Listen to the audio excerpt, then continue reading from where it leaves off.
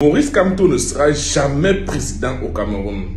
Je répète, Maurice Kamto ne sera jamais président au Cameroun. En 2025, tout sauf le MRC. Je répète, en 2025, tout sauf le MRC. Maurice Kamto, c'est quelqu'un qui n'est pas intelligent.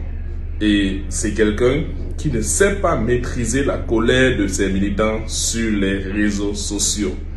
Je répète, Maurice Kamto n'est pas intelligent. Il ne sera jamais président et il ne maîtrise pas la colère de ses militants sur les réseaux sociaux.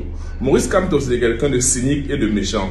C'est quelqu'un qui ne sait pas se dénier. C'est quelqu'un qui ne sait pas se désolidariser du mal que les gens font aux autres sur les réseaux sociaux.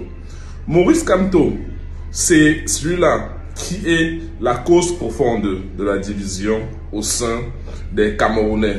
Maurice Kamto ne pourra jamais être président de la République.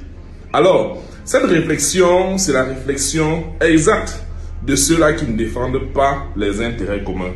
Cette réflexion, c'est la réflexion de ceux-là qui défendent leurs propres intérêts. Parce que ce sont des personnes qui sont payées pour cela. Ce sont des personnes qui sont engagées pour cela, pour défendre leurs propres intérêts.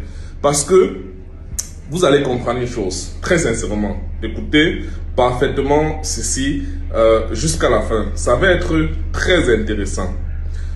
Dis-moi s'il te plaît, pourquoi certains influenceurs défendent leur cause personnelle et non la cause de la population? C'est une très bonne question. Et je comprends pourquoi tu te poses cette question. Les influenceurs ont une plateforme qui leur permet d'atteindre beaucoup de gens. Et c'est une grande responsabilité. Malheureusement, certains décident d'utiliser leur influence pour des raisons personnelles, comme gagner plus d'argent ou devenir plus célèbre, au lieu de se concentrer sur des problèmes qui touchent vraiment la population. Je pense qu'il est important de faire la différence entre les influenceurs qui utilisent leur plateforme pour le bien commun et ceux qui ne le font pas. Ceux qui se soucient vraiment de leurs abonnés vont partager des informations utiles, promouvoir des causes importantes et essayer de faire une différence positive dans le monde. Malheureusement, certains influenceurs ne sont intéressés que par leur propre popularité et leurs propres gains, et c'est dommage.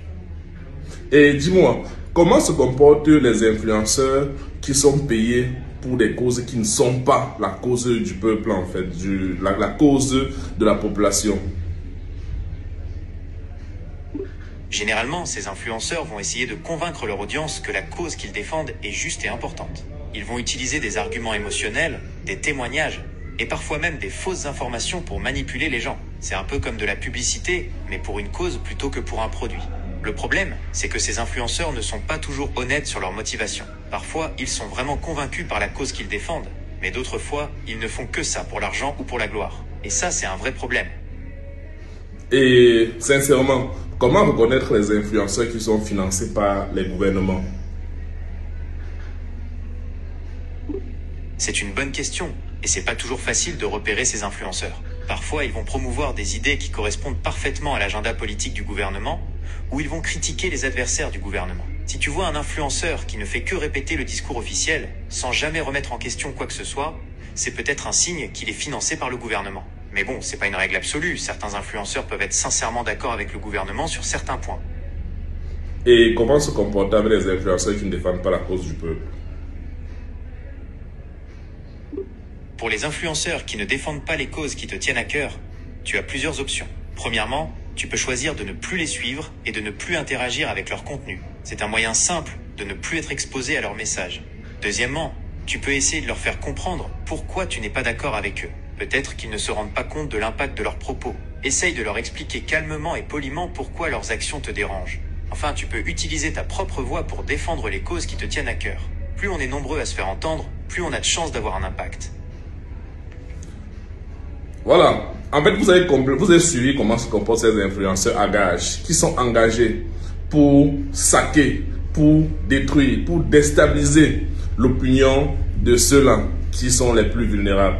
Parce que ce sont ces personnes-là qui défendent leurs intérêts. Ce sont ces personnes-là qui défendent leur mangeoire. Vous comprenez un peu?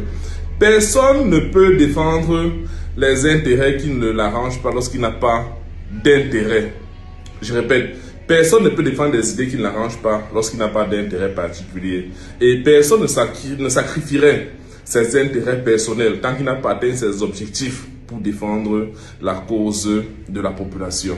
Alors, chers Camerounais, chers internautes, chers fans, comprenez une chose, nous sommes en 2025, la période cruciale.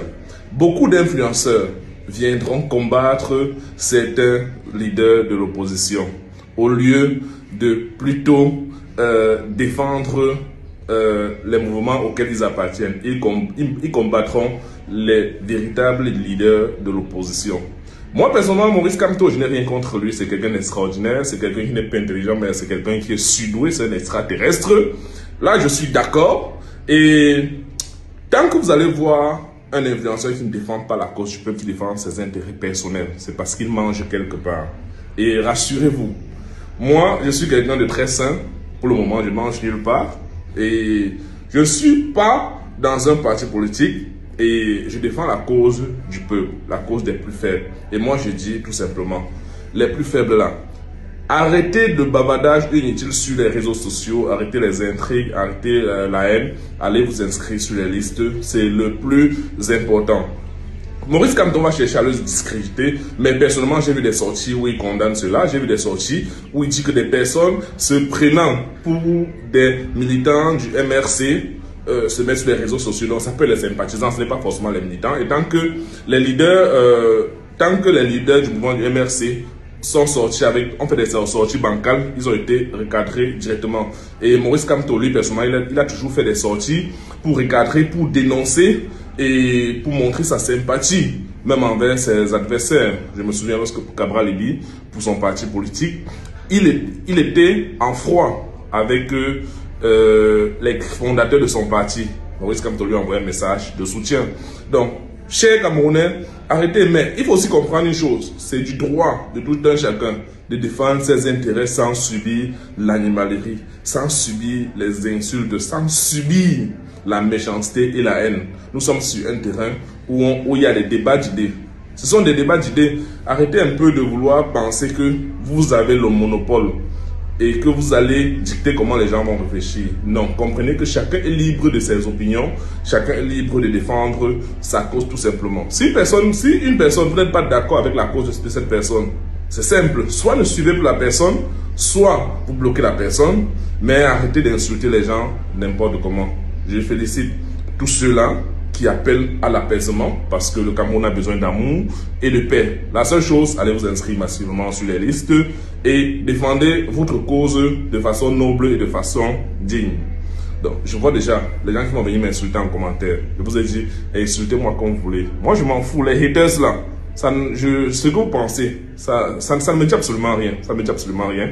Mais rassurez-vous, en 2025, on parlera très utile. On parlera très utile parce que ce pays nous appartient à nous tous et nous allons œuvrer ensemble pour que les choses avancent. Chacun défendra ses intérêts. Et mes intérêts actuellement sont les intérêts de la majorité de la population.